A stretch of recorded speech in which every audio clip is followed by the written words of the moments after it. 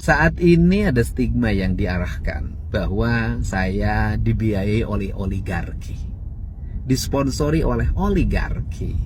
Hal itu dihubungkan dengan adanya foto dan kegiatan Pak Aguan CS di Gedung Sate dan di Kota Bandung. Perlu saya tegaskan ya bahwa pada saat itu pemerintah Provinsi Jawa Barat kedatangan tamu dari Yayasan Buddha Suci yang dimotori oleh Menteri Perumahan Kawasan Pemukiman Pak Ara Sirait atau Muamar Sirait. Tujuannya adalah memberikan bantuan kepada masyarakat Kota Bandung yang rumahnya kumuh. Ada 500 rumah yang dibangun. Dan saat itu kami menerima resmi bersama Wali Kota Bandung, Ketua DPRD Provinsi Jawa Barat, Sekretaris Daerah Provinsi Jawa Barat.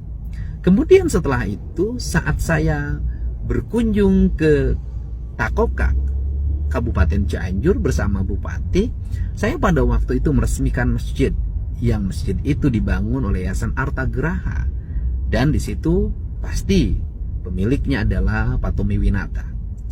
Komitmen kami dengan Pak Tommy Winata adalah satu, bersedia membangun mengembangkan daerah terisolir di wilayah Kabupaten Sukabumi, Kabupaten Cianjur, Garut dengan membangun batching plan, dan selama berpuluh-puluh tahun wilayah itu menjadi wilayah terisolir, dan kami akan melakukan secara bersama demi kebaikan. Yang kedua, menjaga Gunung Wayang dari berbagai bentuk intervensi perusakan, mengembangkan kembali habitatnya dan ekosistemnya. Kemudian yang ketiga adalah membangun kawasan-kawasan perkebunan yang hari ini berubah peruntukannya, dikembalikan ke teh, ke karet, yang pada akhirnya rakyat itu bisa menjadi tuan dengan mengelola perkebunan teh dan karet yang dibiayai oleh pemerintah provinsi, Yayasan Arta Graha, dan berbagai pihak yang memiliki kepedulian terhadap pengembalian ekosistem dan perkebunan di Jawa Barat.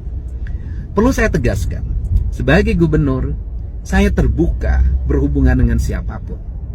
Sebagai gubernur, saya terbuka terhadap dunia usaha, selama dunia usahanya adalah dunia usaha yang legal, tidak merugikan masyarakat, membayar pajak dengan baik, kemudian melahirkan regulasi tumbuhnya lapangan kerja, dan dilakukan secara terbuka.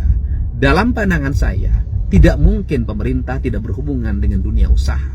Selama berhubungannya dilakukan secara terbuka, kemudian bertujuan untuk kebaikan dan kemakmuran rakyat, tidak merugikan rakyat, tidak merusak lingkungan, tidak mencemari lingkungan, tidak merampas hak-hak negara dan hak rakyat, bagi saya tidak ada masalah.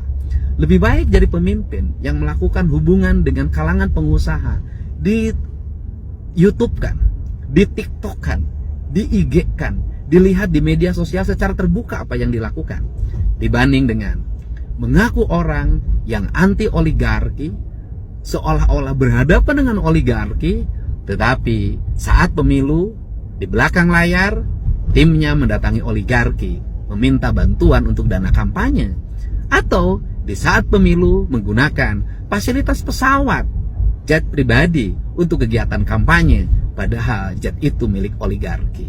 Hidup lebih baik apa adanya dibanding dengan penuh kepura-puraan.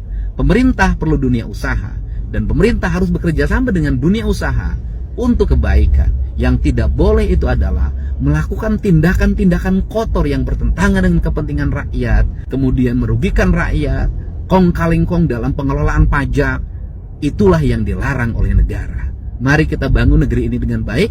Negara dan pengusaha serta rakyat adalah satu kesatuan yang harus saling mendukung demi kemajuan pemerintah dan. Di media sosial viral video yang merekam momen mantan Gubernur DKI Jakarta Anies Baswedan tampak menggunakan private jet pribadi saat ke Sumatera Barat, Sumbar. Wakil Ketua Umum Partai Nasdem Ahmad Ali mengatakan sebelum ke Sumbar Anies sempat melakukan safari politik di Aceh. Ali menyebut setelah menyapa masyarakat Aceh, mantan Gubernur DKI Jakarta itu rencananya terbang langsung ke Sumbar. Sayangnya, tidak ada penerbangan langsung dari Aceh ke Sumbar sehingga harus kembali ke Jakarta. Karenanya, Ali menuturkan Partai Nasdem terpaksa memfasilitasi Anies untuk menggunakan jet pribadi. Anggota Komisi 3 DPR RI itu mengungkapkan fasilitas tersebut wajib dilakukan Partai Nasdem sebagai bentuk tanggung jawab karena telah mendeklarasikan Anies. Lebih lanjut, Ali menerangkan Partai Nasdem tak mau animo masyarakat menunggu kedatangan Anies terganggu hanya karena urusan penerbangan.